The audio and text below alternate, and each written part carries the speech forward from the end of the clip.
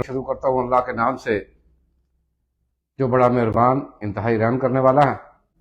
Voice of Pakistan سے points ہیں۔ Number 1 مظلوم گراں بی بی، نمبر 2 وزیر اعظم کی خواہشات پالیسی، اور تیسرے نمبر پر جیل بھرو یا پیٹ بھرو تحریک۔ شروع کرتے ہیں مظلوم گراں بی بی کی واقعے سے۔ گراں بی بی بلوچستان کے ایک دور افتادہ گاؤں کی ہماری ماں، ہماری بہن، ہماری بیٹی،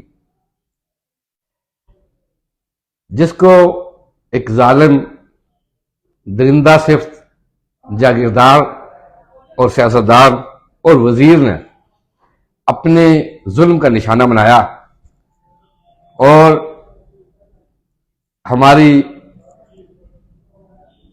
مقننہ خاموش، ہمارے انتظامیہ خاموش، اور جس طریقے سے اس ظالم جاگیردار وڈیرے کے خلاف ایکشن ہونا چاہیے تھا جس سپیڈ کے ساتھ، اس سپیڈ کے ساتھ نہ ہو سکا۔ میں چند تحریر سوشل میڈیا کے اوپر میری نظر سے گزری ہیں، وہ میں آپ سے شیئر کرنا چاہتا ہوں۔ ہم شرمندہ ہیں، قرآن اٹھا کر مدد کی دہائی دینے والے بلوچ خاتون اپنی بیٹیوں سمیت فرعون نما سردار کے ظلم کے آگے جان کی بازی ہار گئی۔ اس ظلم پر آواز تو اٹھائی جا سکتی ہے، لیکن کیا گراں بی بی کو واپس کیا جا سکتا ہے؟ احتجاج تو کیا جا سکتا ہے، تحریک برپا کی جا سکتی ہے، ظالموں کو کٹہرے تک لایا جا سکتا ہے، اور مظلوموں کو انصاف دلانے تک، فیس بک ٹویٹر پر ٹرینڈ بنانے تک، وکیل کر کے کیس دائر کرنے تک باضمیر پارلیمنٹرین کو توجہ دلائی جا سکتی ہے۔ صاحب کردار ججز کے نوٹس میں یہ سانحہ لایا جا سکتا ہے، موم بتی مافیا عورت مارچ والی خواتین کو اس عورت کے حقوق کی یاد کروائی جا سکتی ہے۔ ان کے لیے آواز عام آدمی کو اٹھانی چاہیے۔ مقتولین عام لوگ تھے، غریب لوگ تھے، متوسط گھر کے لوگ تھے۔ آپ بھی عام آدمی ہیں، متوسط گھر کے آدمی ہیں، متوسط لوگ ہیں۔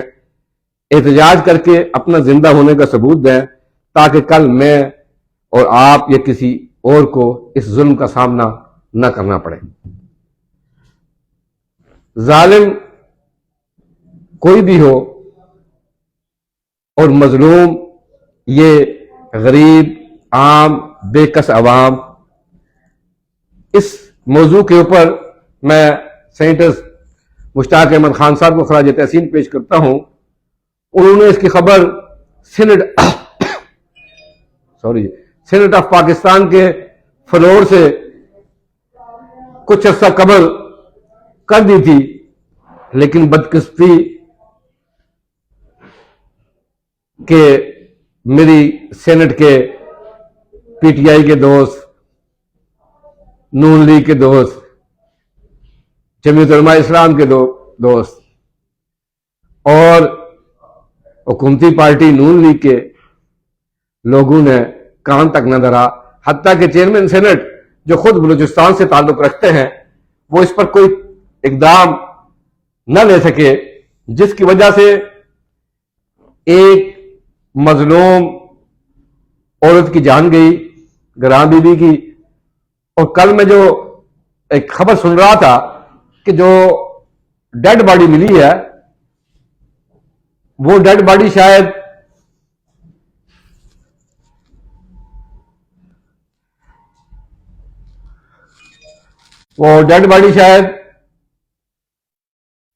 جو پوسٹ مارٹم رپورٹ ہے اس کے مطابق بتایا گیا ہے کہ گراں بی بی کی عمر 45 سے 50 سال کے درمیان تھی، جبکہ وہ ڈیڈ باڈی کسی جوان لڑکی کی تھی۔ 2 بیٹوں کی لاشیں اور ابھی بھی 5 بچے اسی ظالم صفاق سردار کی جیل میں محفوظ۔ میں عدلیہ سے پوچھنا چاہتا ہوں کہ میری عدلیہ کہاں سے ہوئی ہے کہ پاکستان کے اندر لوگوں نے اپنی ذاتی جیلیں بنائی ہوئی ہیں، لوگوں نے اپنے ذاتی عدالتیں بنائی ہوئی ہیں، وہ انہی عدالتوں میں خود ہی ظلم کرتے ہیں اور خود ہی سزا بھی سناتے ہیں۔ اس ملک کا मुकदमा आज से चंद दिन कबल इस्लामाबाद के F9 पार्क के अंदर जो मेरी एक बहन और बेटी के साथ हुआ, उसमें कौन मुलव्वस है? हम 2 दिन बोलने के बाद फिर चुप हो जाते हैं और फिर ऐसे केस फाइलों की नजर हो जाते हैं और फिर हमारी खामोशी से ये नाजायज दरिंदे फायदा उठाते हैं। सोचिए नूर मुकद्दम केस का क्या हुआ। वो अंदरून सिंध का वो जागीरदार जो कोर्ट से अदालत से बरी होके दंदनाता इस माशरे के अंदर फिर रहा है, और उस खानदान के साथ ज्यादती का क्या हुआ।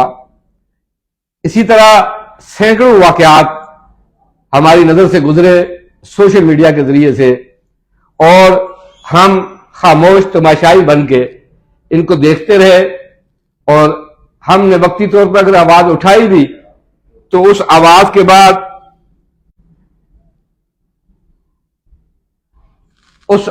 के बाद हमें कुछ दिनों के बाद वो आवाज भी खामोश हो गई, और फिर हम जो है ख्वाब खरगोश की नींद सो गए और हमें समझ नहीं आई कि हम आगे क्या करें। मैं एक और तहरीर आपके गोश गुजार करना चाहता हूं कि बारखान का दरिंदा सरदार गिरफ्तार कर लिया गया। जब अदालतें मौजूद हैं तो किसी दरिंदे को क्या खौफ कि छुपता फिरे। एक सरदार दिन दिहाड़े ट्रैफिक एहलकार को कत्ल करके रिलीफ पा चुका। रव अनवार बाइज्जत बरी हो गया। सरफराज शाह के कातलों को रिलीफ मिल गया। शाहरुख जतोई ने अदालत के नाम पर चकले का गरूर खाक में मिला दिया। अभी कुछ अर्सा पहले पीपल्स पार्टी के वडेरे ने समाजी कारकुन को डेरे पर बुलाकर कत्ल कर दिया। अब कानून इनकी जूती की नोक पर है। खेतरान को भी इन मुकद्दस अदालतों से इसी तरह से एतमाद हासिल होगा, और फिर ऐसे केस फाइलों की नजर हो जाते हैं, और फिर हमारी खामोशी से ये नाजायज दरिंदे फायदा उठाते हैं। सोचिए नूर मुकद्दम केस का क्या हुआ। वो अंदरून सिंध का वो जागीरदार जो कोर्ट से अदालत से बरी होके दंदनाता इस माशरे के अंदर फिर रहा है, और उस खानदान के साथ ज्यादती का क्या हुआ। इसी तरह सैकड़ों वाकयात हमारी नजर से गुजरे सोशल मीडिया के जरिए से, और हम खामोश तमाशाई बन के इनको देखते रहे, और हमने वक्ती तौर पर अगर आवाज उठाई भी तो उस आवाज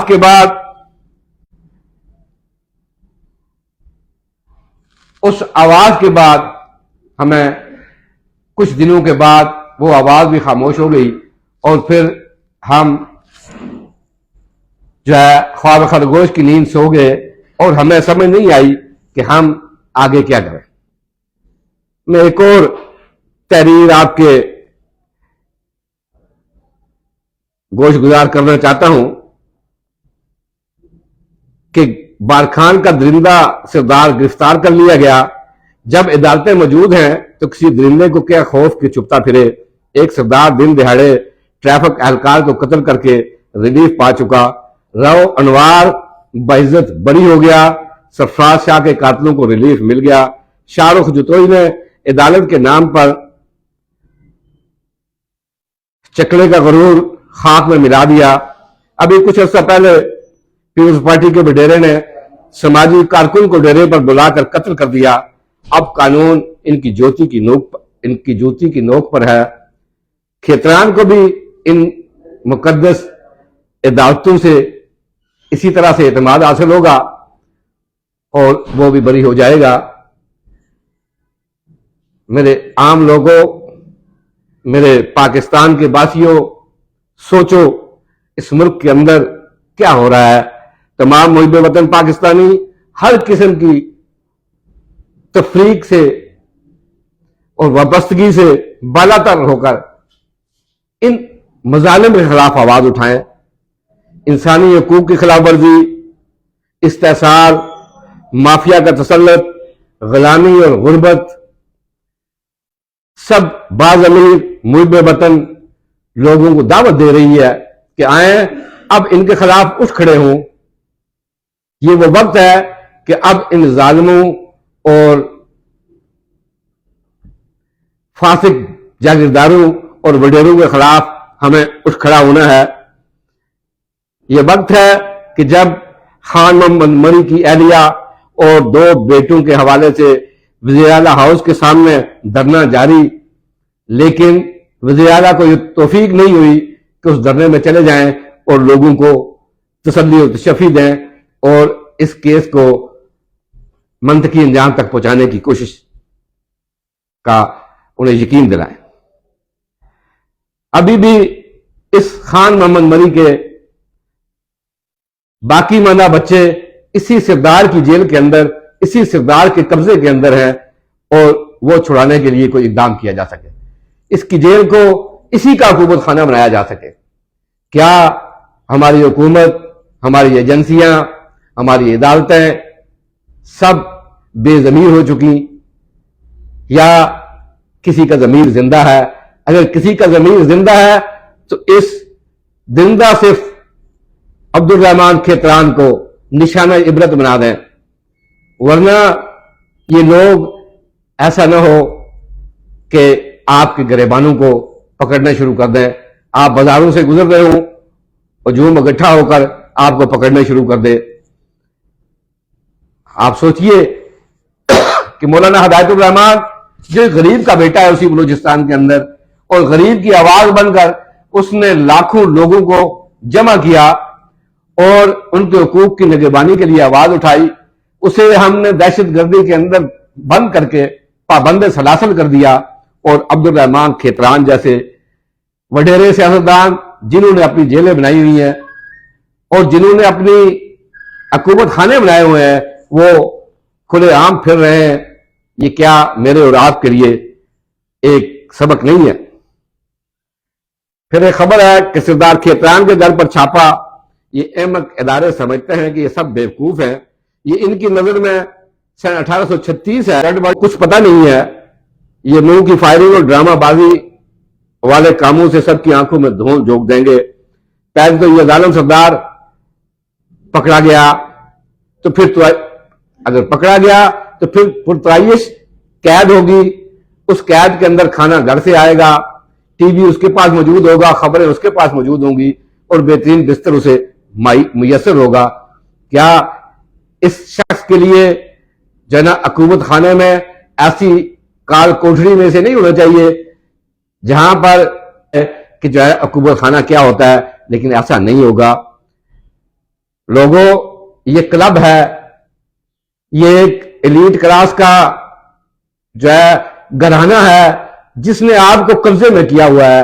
मुझे और आपको, पूरे पाकिस्तान के अवाम को इन्होंने कब्जे में किया हुआ है।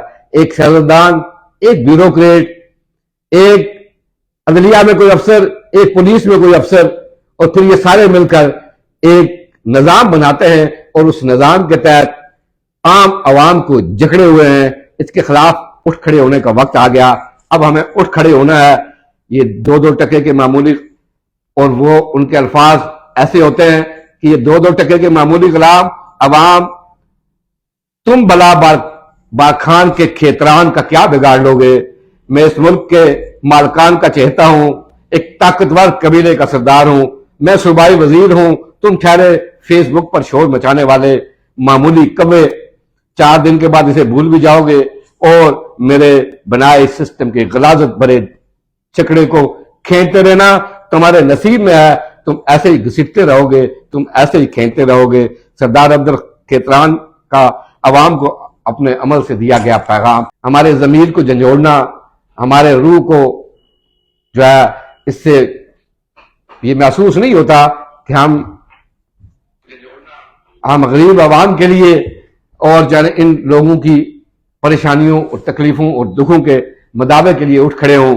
हमें समझ नहीं आती कब हम समझेंगे, कब हमारी जो है ना अकल ठिकाने आएगी, कब हमें समझ आएगा कि ये एलीट क्लास की क्लब ये हमें पीस रहा है। हम इनके एजेंट बनकर इनके नारे लगाते हैं और फिर भूल जाते हैं کہ نور مقدم کون تھی، پھر بھول جاتے ہیں جتوئی کو، پھر بھول جاتے ہیں کھیتران کو، پھر ایسے کئی ظالم جو پاکستان میں کئی بار جو ہے سامنے آئے. ایک چیتا بیریا ٹاؤن میں ایک بندے کو مار جاتا ہے، وہ سر عام پھرتا ہے، اور ایک طاقتور شخصیت کا وہ چیتا، پھر اس طاقتور شخصیت کا نام بھی FIR میں درج نہیں کیا جاتا. یہ کون سا ملک ہے؟ اس ملک کے اندر کون سا قانون ہے؟ کون سے جنگل کا قانون ہے؟ اس جنگل کے قانون کو بدلنے کے لیے اٹھ کھڑے ہوں. کہا تھا کہ قبائل کے سردار سے احساس سے گندے ہوئے لوگ ہوا کرتے ہیں، غیرت مند ہوتے ہیں، عورت پہ ہاتھ اٹھانا بے غیرتی سمجھتے ہیں. تو یہ پھر بے غیرت کہاں پرورش پایا؟ یہ کہاں کا سردار ہے؟ 10 گز کا پگڑ سر پر رکھ کر بھی تم چادر کی حرمت کا پاس نہ کر سکے. تکبر سے تنی تمہاری یہ مونچھیں سر بازار کاٹ کر رکھ دی جائیں. خدا کی قسم اگر سیدنا عمر جیسا کوئی حکمران ہوتا تو ایسے رذیلوں کو، سردار ماننے والوں کو سب سے بڑا مجرم قرار دیتا. اور اس کے قبیلے کو چاہیے کہ اس سردار کی پگڑی اس کے سردار کی سر سے اتاریں اور تار تار کر دیں، اور اس کو اپنے گاؤں میں داخل ہونے سے جو ہے پابندی لگا دیں. میرے لوگوں، آج کسی قبیلے کی بات نہیں، کسی کنبے کی بات نہیں، ایک ظالم کے خلاف آواز اٹھانے کی بات ہے، ایک ظالم کو اس کو کافر کردار تک پہنچانے کی بات ہے.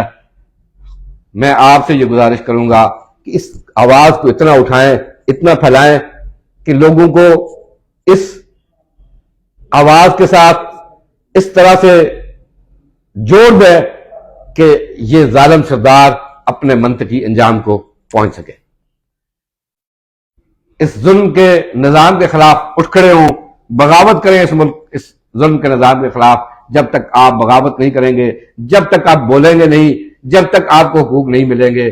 آج اس سوشل میڈیا نے آپ کے لیے یہ کام آسان کر دیا.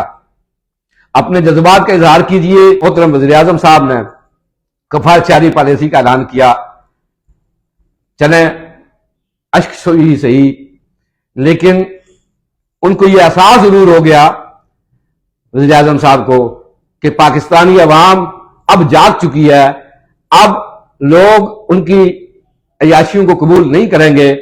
تو کسی حد تک انہوں نے کچھ اقدامات اٹھائے، لیکن ہم نے جو مطالبے کیے تھے ان میں سے آدھے سے زیادہ مطالبے وہاں کے وہاں موجود ہیں.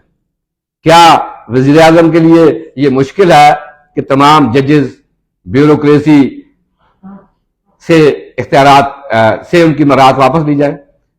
وزیر اعظم صاحب نے اعلان کیا کہ ان کے وزیر اور مشیر تنخواہ نہیں لیں گے اور ایک ایک گاڑی استعمال کریں گے اور زیادہ گاڑیوں کو استعمال نہیں کیا جائے گا. تو کیا وہ اپنی ذاتی گاڑی استعمال نہیں کر سکتے؟ کیوں نہیں کر سکتے؟ اگر میں اور آپ اور عام شخص اپنی گاڑی استعمال کر سکتا ہے اور ان کے پاس بھی بڑی بڑی گاڑیاں موجود ہیں، ذاتی گھر کی گاڑیاں موجود ہیں، پیٹرول کو زیرو کیا جائے اور پھر MNAs MPAs پارلیمانی سیکرٹریز، پھر جو ہے نا اپوزیشن لیڈر، پھر چاروں صوبائی اسمبلیوں کے جو 2 صوبائی اسمبلیوں کے ممبران اور نگران حکومتیں یہ اللہ تلالے کیوں استعمال کریں؟ ان کے لیے بھی جو ہے پیٹرول زیرو اور ان کی مراحت کو زیرو کر دینا چاہیے. بجلی کے بل وہ خود اپنی جیب سے جمع کروائیں، گیس کے بل وہ اپنے خود جیب سے جمع کروائیں، موبائل بل اپنی جیب سے جمع کروائیں، ٹیلی فون بل اپنے جیب سے جمع کروائیں، اور اس کے ساتھ ساتھ پیٹرول کی کوئی سہولت انہیں نہ دی جائے. جو محکمہ وابڈا کے حوالے سے بات کی تھی کہ محکمہ وابڈا کے ملازمین کی مفت بجلی جو مل رہی ہے اور جو استعمال ہوتی ہے بے دریغ، اس کا استعمال ختم کیا جائے. اس کے لیے بھی گزارش ہوگی کہ اس کے اوپر بھی آواز اٹھائیں اور وابڈا کے ملازمین کو کسی قسم کی کوئی جو ہے فری بجلی نہیں ہونی چاہیے، بلکہ پاکستان کے اندر کسی کو بھی فری بجلی نہیں ملنی چاہیے، کسی کو فری گیس نہیں ملنی چاہیے. بڑے بڑے کارخانہ دار، بڑے بڑے صنعت کاروں کے جو بقایا جات بل ہیں وہ فوری طور پر ان سے وصول کیے جائیں اور غریب عوام سے جو ہے کو سبسڈی دی جائے. میں نے کہا تھا کہ ایسی تمام اشیاء جو بیرون ملک سے ہم منگواتے ہیں، ہمیں کسی شیمپو کی ضرورت نہیں، کسی صابن منگوانے کی ضرورت نہیں، اس طرح سے اور بہت ساری اشیاء جو غیر ضروری طور پر درآمد کی جاتی ہے ان کے اوپر بھی پابندی لگائی جائے تاکہ ہمارا ذریعہ مبادلہ بچ سکے۔ پھر میں نے ایک بات کی تھی کہ کلبز جیسے اسلام آباد کلب کہاں پہ واقع ہے، آپ جانتے ہیں کہ اربوں کی جائیداد ہے ان کے پاس، 27,000 روپے کرایہ دیتے ہیں۔ اسی طرح جم خانہ لاہور، اسی طرح اور دوسرے کلبز جو پاکستان کے شہروں کے دلوں کے اندر موجود ہیں، اور وہ خربوں کی جگہ ہے، اور اس جگہ پر چند ہزار جو ہے پاکستانی حکومت کو دے کر یہ بڑے بڑے عیاشیاں کرتے ہیں۔ ان عیاشی کے اڈوں کو بند کیا جائے۔ پھر commissioner office, D C office, ان کو فی الفور خالی کروایا جائے اور ڈی سی کو ایک عام گھر میں منتقل کیا جائے، جو ہے نا کمشنر اے سی کو ایک عام گھر میں منتقل کیا جائے، تاکہ ان کی عیاشیاں اور ان کے جو یہ قوم کے خادم ہیں۔ آپ اگر کسی تھانے اور کچہری میں چلے جائیں، اگر کسی پولیس افسر کے پاس چلے جائیں، کسی بڑے کمشنر اور ڈپٹی کمشنر کے پاس چلے جائیں، تو ایسے لگتا ہے کہ آپ ان کے دربار میں حاضر ہو گئے ہیں، حالانکہ وہ آپ کے ٹیکس سے جو ہے تنخواہ پاتے ہیں، وہ آپ کے خادم ہیں، آپ کے ملازم ہیں، وہ پبلک سرونٹ ہیں، لیکن پبلک سرونٹ نہیں، وہ پبلک پر رولنگ کر رہے ہیں۔ اس رویے کو بھی ختم کیا جائے۔ میری تمام بھائیوں سے گزارش ہوگی کہ اس بات کو مت چھوڑیے کہ اب کی بات غریب عوام نہیں، امیر اشرافیہ قربانیاں دیں۔ قرضہ آپ نے لیا، آپ قربانی دیں، یہ آپ کا حق بنتا ہے کہ آپ اس کے لیے قربانی دیں۔ تو اس کی آواز کو بھی بلند کرتے رہیں، ایک عام پاکستانی کی آواز بنتے رہیں۔ جب تک عام پاکستانی کی آواز بنتے رہیں گے، جو بات ہے وہ لوگوں تک اور جو ہے نا حکومت تک بھی پہنچے گی، اور انشاءاللہ اس کے اوپر عمل درآمد بھی ہوگا۔ اب رہ گئی تیسری بات، جیل بھرو تحریک یا پیٹ بھرو تحریک۔ میں اس وقت سب سے زیادہ پاپولر لیڈر عمران خان صاحب سے سوال کرنا چاہتا ہوں کہ یہ جو آپ نے تماشا لگا لیا ہے کہ خود آپ ضمانت لے کے گھر پہ بیٹھ گئے، آپ کے کل 5 لوگ گرفتار ہوئے جن کے بارے میں آپ نے آج ان کی جو ہے نا پھر بیل کے لیے اپلائی کر دیا، اور آج یہ واویلا بچا دیا کہ وہ کہاں چلے گئے ہیں، ہمیں ان کی سراغ نہیں مل رہا، ان کی بازیابی کے لیے آپ جو ہے نا کورٹ میں چلے گئے ہیں۔ خدا کے لیے اس تماشے سے ہٹ جائیں اور لوگوں کو ان کے اصل مسائل کی طرف جو ہے نا متوجہ کریں۔ اگر آپ واقعی لیڈر ہیں، اگر آپ سمجھتے ہیں کہ آپ اپوزیشن کر رہے ہیں، تو آپ اس حکومت کو ناکو چنے چبا سکتے ہیں، مہنگائی کے حوالے سے، غریب عوام کے اوپر ٹیکسز کے حوالے سے، غریب عوام کی جو نا کے ساتھ جو ظلم و زیادتی ہو رہی ہے اس کے حوالے سے۔ لیکن کاش آپ بھی اسی کلب کا حصہ ہیں، آپ بھی اسی ایلیٹ کلب کا حصہ ہیں۔ آپ کی سوچ بھی صرف اپنے اقتدار سے آگے نہیں جاتی، آپ کی سوچ بھی صرف اپنے اقتدار تک ہے، آپ کی سوچ بھی صرف یہ ہے کہ میں کس طرح سے اقتدار حاصل کر لوں۔ کہ مسائل آپ بھی جانتے ہیں، آپ تک لوگ تک پہنچاتے ہوں گے، لیکن چونکہ آپ اس کلب کا حصہ ہیں اس لیے کیسے یہ ممکن ہے۔ اس لیے اس حوالے سے میری تمام محب وطن، انصاف پسند، غریب اور متوسط طبقے کے عوام سے اپیل ہے کہ اس کو ریجیکٹ کریں۔